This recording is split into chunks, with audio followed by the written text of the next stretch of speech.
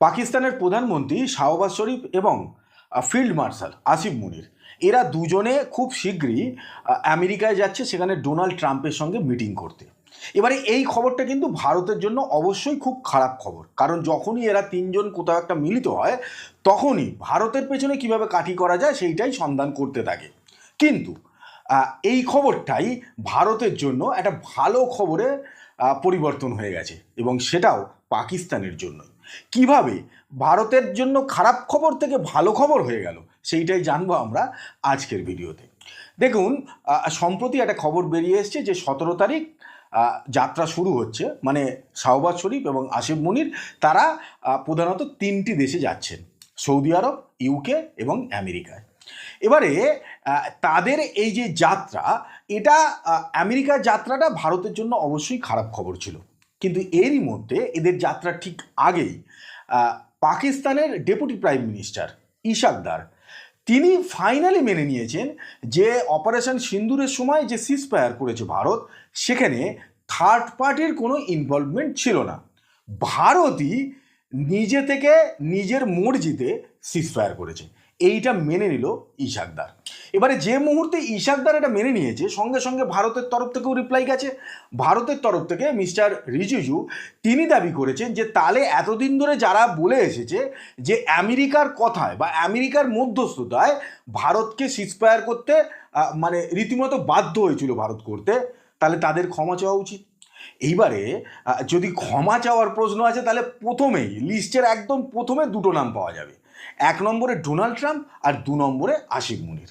কারণ Donald Trump এমন একজন লোক যে এই অপারেশন সিন্দুর মানে মে মাস থেকে আর এই সেপ্টেম্বর মাস অবধি অন্তত গোটা 125 বার বলে ফেলেছে যে তিনিই সব করিয়েছেন, সিজফায়ার করিয়েছেন। তার কারণ হচ্ছে দুই দেশের সঙ্গে ট্রেড বন্ধ করে দেবে আমেরিকা এরকম ধমকি দিয়েছে, তাই ভারত সিজফায়ার করতে বাধ্য হয়েছিল।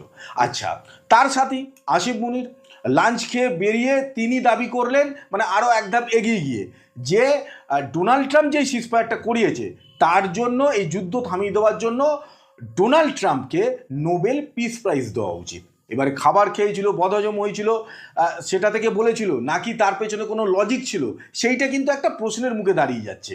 তার কারণ একদিকে ফিল্ড মার্শাল বলছে ডোনাল্ড ট্রাম্প করিয়েছে, একদিকে ইশাক দার বলছে যে না, আমেরিকার কোনো রকম কথা ভারত শোনেনি, ভারত নিজে থেকেই এটা করিয়েছে। এবারে এটা কীরকমভাবে হয়? এটা তো একটা দেশের পক্ষে খুবই বিপজ্জনক যে দুই মেরুতে দুজন, একদিকে field marshal R deputy prime minister, কোনো এলেবেলে লোক বলছে না, ডেপুটি প্রাইম মিনিস্টার, ফলে তার কথা কত গুরুত্ব দিতেই হবে। এবারে এখান থেকে প্রশ্নটা আসে যে এই যে ইশাকদার এই কথাটা বলল, সেটা কেন বলল? এর প্রধানত 3টে কারণ। প্রথম হলো যে তাহলে কি পাকিস্তানের ভেতরে অন্তর্দ্বন্দ্ব একেবারে চরম মাত্রায় গিয়ে পৌঁছেছে, যে নিজেদের মধ্যে ভীষণ একটা ঝামেলার জায়গা রয়েছে। কারণ না হলে যখন আসিফ মুনির শাহবাজ শরীফ আমেরিকা যাবে, ঠিক সেই সময় ডেপুটি প্রাইম মিনিস্টার ইশাক দার তিনি দাবি করলেন ঠিক তারা যেটা বলেছে আসিফ মুনির এবং ডোনাল্ড ট্রাম্প তার ঠিক উল্টোটা। এবারে ভেবে দেখুন যে আমেরিকায় যাবে মানে সেখানে নিশ্চয়ই সাংবাদিক সম্মেলন হবে এবং সেখানে প্রশ্ন উত্তর চলবে, যেরকমভাবে আমরা দেখেছি যে ডোনাল্ড ট্রাম্প কীভাবে জেলেনস্কিকে অপমান করেছিল, সেই রকমই কি হতে যাবে? কারণ একদিকে ডোনাল্ড ট্রাম্পের আসিফ মুনির বসে আছে আর একদিকে শাহবাজ শরীফ বসে আছে। এবারে কোনো একজন সাংবাদিক প্রশ্ন করছে যে আচ্ছা, ট্রাম্প তো বলেছিল যে এরকম তিনিই করিয়েছেন, এবারে যে বলছে যে না ট্রাম্প করায়নি, এই ক্ষেত্রে পাকিস্তানের বক্তব্যটা কি? এবার তখন কি সিনটা হবে, ডোনাল্ড ট্রাম্প কি বলবে? এই যে একটা কমেডি হবে, এই কমেডিটা দেখার জন্য ভীষণভাবে ওয়েট করে আছি। আমার মনে হয় আপনারা একটু নজর রাখবেন 2-1টা দিন, কারণ তা আমেরিকায় গেলে পরেতে সেখানে তাদের মধ্যে বৈঠকের পর ওখানে তো নিয়ম যে সাংবাদিক সম্মেলন করতে হবে, সেখানে সাংবাদিকদের প্রশ্নের মুখোমুখি হতে হবে। সেই সময় এদের কি উত্তরটা হয়, এটা খুব ইন্টারেস্টিং হতে যাচ্ছে। আচ্ছা, এবারে 2 নম্বরে আসি। 2 নম্বর হচ্ছে যে তাহলে কি ইশাকদার, দেখুন এতদিন ধরে পাকিস্তানের অনেকে যে সিন্ধু নদী দিয়ে রক্ত বইবে আগরুম বাগরুম অনেক কিছু বলেছে, কিন্তু এইটা তো পাকিস্তানও জানে যে আগামী মোটামুটি 2-5 বছরের মধ্যে ভারত যে বাঁধগুলো নির্মাণ করা শুরু করেছে সেগুলো কমপ্লিট হয়ে গেলে সিন্ধু নদীর জল আর পাকিস্তান অবধি পৌঁছবে না। এবারে জল যদি না পৌঁছয় তাহলে পাকিস্তানে খরা হবে, আর যদি ভারত লকগেট খুলে দেয় তাহলে পাকিস্তানে বন্যা হবে। এটা পাকিস্তান খুব ভালো করে জানে। এবং যদি এই জল চুক্তিকে, যেটা ভারত সাসপেন্ড করে বসে আছে, সেইটা যদি ভারত আবার নতুন করে চালু না করে, তাহলে পাকিস্তানের অর্থনীতি বলে এমনিতেই কিছু নেই, আরও কিছু থাকবে না, মানুষ না খেতে পেয়ে মরে যাবে। তাহলে কি ভারতকে একটু কাছে টানছে যে না দেখো, যেহেতু ভারত এখন দেখুন আমেরিকার ভারতের মধ্যে একটা হেভি টাসেল চলছে, তার মধ্যে ইশাকদার হঠাৎ করে আমেরিকার বিরুদ্ধে গিয়ে ভারতকে একটু যেন একটু কাছাকাছি আসার চেষ্টা করছে।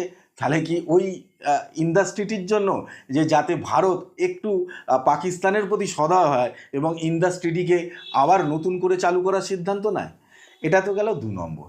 আর 3 নম্বরটা হচ্ছে, যেটা আরও ইন্টারেস্টিং, সেটা হচ্ছে যে পাকিস্তান কি সত্যি সত্যি এরকমই, মানে যারা বেসিক্যালি যারা জিও পলিটিক্স বা মানে নিজেদের মধ্যে কোনো কমিউনিকেশন নেই। আচ্ছা, এটা আমি কিন্তু বলছি না, পাকিস্তানেরই একজন অ্যাম্বাসেডার যিনি আমেরিকায় ছিলেন, আমেরিকায় কাজ করেছেন, এখন প্রাক্তন, তিনি দাবি করেছিলেন এই একই বিষয়, এই যে কথাটা আমি বলছি, যে পাকিস্তানের এক একজন এক এক রকম কথা বলে, যারা টপ লেভেলে বসে আছে। প্রাইম মিনিস্টার এক কথা, ডেপুটি প্রাইম মিনিস্টার এক কথা, ফিল্ড মার্শাল আর এক কথা, ডিফেন্স মিনিস্টার আর এক কথা, নানান রকমের কথাবার্তা বলে। ফলে তিনি বলেছিলেন যে পাকিস্তানের এই নেতামন্ত্রীরা কি নিজেদের মধ্যে মিটিং করে কোনো একটা জিনিস ঠিক করে তারপর বক্তব্য রাখে না? কারণ না হলে একটা দেশের সরকারের এক একজন এক এক রকম বক্তব্য কেন রাখে? এটা তো দুনিয়ার কাছে হাস্যকর হয়। যদিও দুনিয়ার সামনে পাকিস্তান নিজেকে হাস্যকর হিসেবে প্রতিপন্ন করাটা পাকিস্তানের কাছে নতুন কিছু ব্যাপার নয়, এটা পাকিস্তান সবসময়ই করে এসছে। কিন্তু মধ্যিখান থেকে ডোনাল্ড ট্রাম্প গেছে বিপদে পড়ে।